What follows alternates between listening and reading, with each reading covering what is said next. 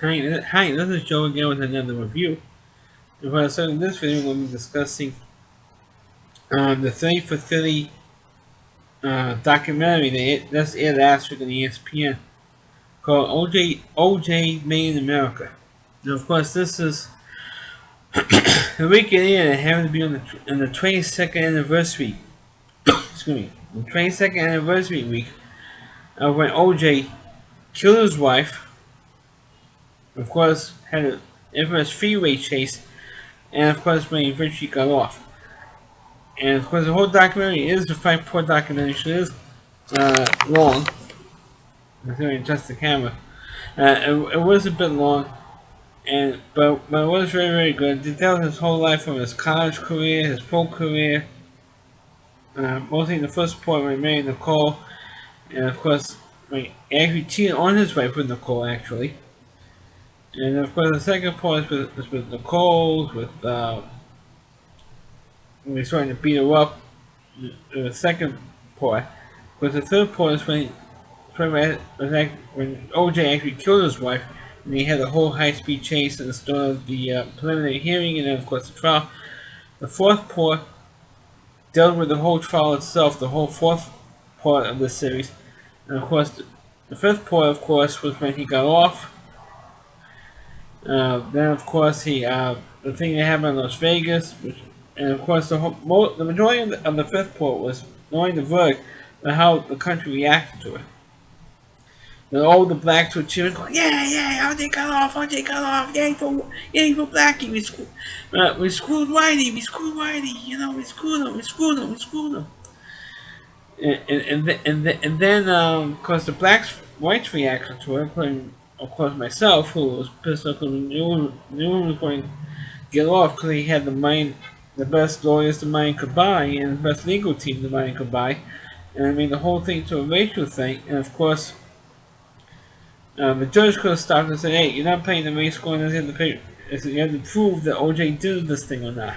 Not for what the cops did, not for what Mark Woman said the N-word. Uh, the judge let that all in, and because the judge let that in,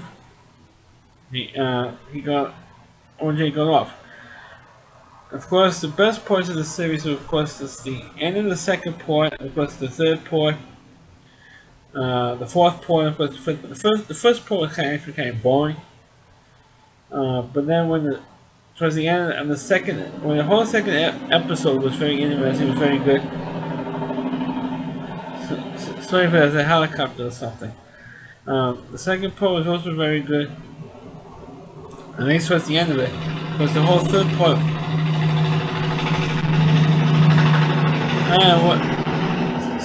Sorry for this, guys. I mean, it's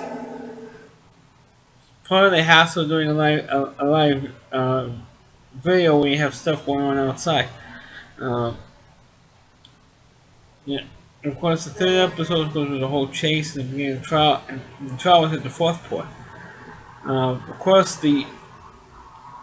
I think this series was made because of what the people for the O.J. Simpson thing was in on FX. The reason why I haven't done a review on that is because I saw very little of those episodes. I saw in bits and pieces and not the whole thing. So that's why I haven't done a review of that series. So don't ask me to do a review on that because I haven't seen it. But for the OJ Made in America thing on ESPN, I thought it was better because it was more of a documentary instead of a behind the scenes movie, which was the People for the OJ thing. Of course, the thing that really bothered me is, at least my father was, he was under the impression all these years that Marshall Clark was the one who moved the trial from where it was supposed to have been to downtown LA. It was her boss, so they had the main DA says, "Hey," Marshall Clark's boss says, "Hey, move the trial here because at least we'll get blacks from the jury." It was his decision, probably because all blacks were given equal to whites, which is bullshit. We know from this case that it's bullshit. The reason why they did that is because they don't want to have another riot on their hands in LA, or at least in LA County. They don't want to have another riot on their hands because if it's an all-white jury on the O.J. Simpson on the murder trial, and of course they have the evidence to convict him, and they want to have another riot in LA of O.J. being convicted. So at least this way, the blacks on the jury, blacks would be to get O.J. off, which is what they did. And one interesting thing is they did interview two of the jurors in this series, and both of them admitted that the reason why they got voted for O.J. off because not because they believed that he did or not, was because of the fact that on the Rodney King verdict that took place 3 years earlier, 3 years before the trial, before the O.J. trial. And they did put the Rodney King stuff in this thing because the verdict in the Rodney King verdict led to the verdict of the O.J. murder trial. Because of the rioting they had, because they had four white cops that were, and of course recording video. I mean, it wasn't obvious that these four cops beat the shit out of Rodney King. I'm not going to dispute what the cops did, but the four cops got off because the trial was moved because they felt that they were not going to get a fair trial. Or the defense attorneys felt that their clients are not going to get a fair trial in LA, which was true. So they moved it, and they got an all-white jury, and the all-white jury got the cops off. So the black community in LA was pissed off that these four cops got off, and they felt that blacks always get screwed by the justice, and now they would have the opportunity to screw Whitey and get OJ off, and that's why they did it. That's why they told had that verdict because they wanted to screw Whitey and screw the racist justice system in the United States because they always were against blacks and everything else. So now they have a chance to get even. OJ was charged with killing two white people.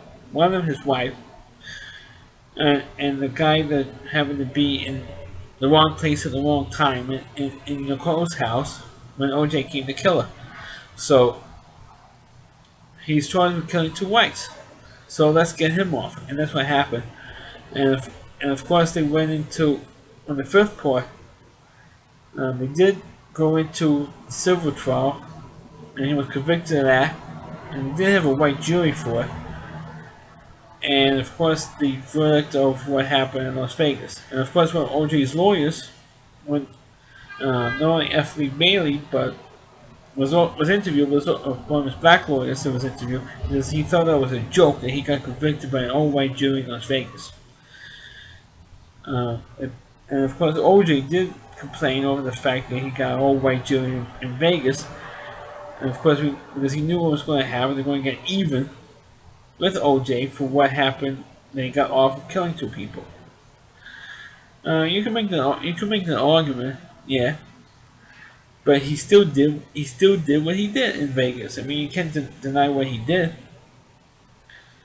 And of course, he got convicted for 33 years in prison, which ironically just happened to be the amount that the jury awarded Nicole's and Ron Goldman's families during the civil trial. It was $33 million, and OJ was sentenced, ironically, on the day that he got off on the anniversary of when he got off of killing Nicole. I mean, it just so happens it worked out that way, and I'm glad that OJ's in jail. He deserves to be in jail. He deserves to be executed. Because it's still the death penalty in California, as far as I know. He deserved to be killed for what he did to his wife, or ex-wife. We all know that he killed her, and the only way to get it off, and Johnny Cochran knew the only way to get OJ off is to blame the cops for planting evidence, planting the glove, planting blood evidence, screwing up, the blood evidence, and to prove that they are a racist police force. because he knew what the black jury thought. Because Johnny Cochran, of course, is black himself, so he knew what the blacks felt in L.A. He knew what they were thinking, so he played the race card. Now, any judges with anything should say, "Hey, if you could prove it, that cops intentionally prove it," and I felt that they couldn't prove that. Johnny Cochran and the whole Dream Team, defense team, couldn't. They still couldn't prove that they botched the evidence. Or they planted the evidence, they planted the glove, they planted this thing in OJ's house and everything else. Um, what and also what happened was that they never proved it. That the LA cops planted evidence and tried to frame OJ. I don't buy that for a second. Because they have more evidence on O.J. Simpson than any other criminal. If they had half the stuff on any other criminal who could not afford the attorneys that O.J. could afford at the time, they would have been convicted easily. But like I said before, it's because of the Rodney King verdict. Is one of the main is the main reason why O.J. got off in this case. That's to stick it to all the whiteys who keep getting offers on killing blacks or hunting blacks or racist cops, trying to get even with the cops for what happened with Rodney King verdict. You're going to get even with you guys who were not convicting OJ. That's what happened. Of course, one thing that if I was any judge would not allow Johnny Cochran to play in race court. I mean, at least if I was a judge in the case, I would say if you play in race court, they'll claim racist cops or racist. I would not allow it in the case. I would not allow it. We'll throw it all out. And they bring it up. They bring both the Johnny Cochran and all the lawyers will be brought up on charges. But that's what they focus on. They focus on Mark Fuhrman being a racist because he had the nerve to say the word nigger. Oh my God, he said the word nigger. It must be racist. So that's how they did it that way. And of course, with like I said a couple of times, with the Rodney King verdict, that's why OJ got off. But I thought that this series was better. I thought it was more interesting than watching the OJ trial reenacted on the old People vs. OJ Simpson that was in on FX. I wasn't interested in that because everybody was talking about it. But how accurate is that movie? And we can see the same thing with the ESPN documentary. How accurate was that for the real thing? But at least you had interviews with at least two of the jurors, and both said the same thing. Well, the reason why they got, and one of them said, "We got him off of killing his wife." Then he goes around and he does this stupid thing in Las Vegas, and he goes, "That wash my hand to OJ." Now she regretted of what she did earlier. If she knew that he was going to do something stupid again, commit another crime, she would not have gotten him off. Well, you can't change that now. It's like 21 years later, you can't change the fact. But we all know that OJ killed his wife. We all know that he did. And now I'm glad that he's serving 33 years in jail. I hope he dies there. I hope he rots there. I hope he never gets out on appeal or parole or anything else. I hope that never ever happens, because if that does happen, the justice system is a joke all over again. So that's my review of OJ Made in America, the 30 for 30 documentary. Please click on the video, please rate it, please subscribe to my channel, and please forward this video onto your Facebook pages.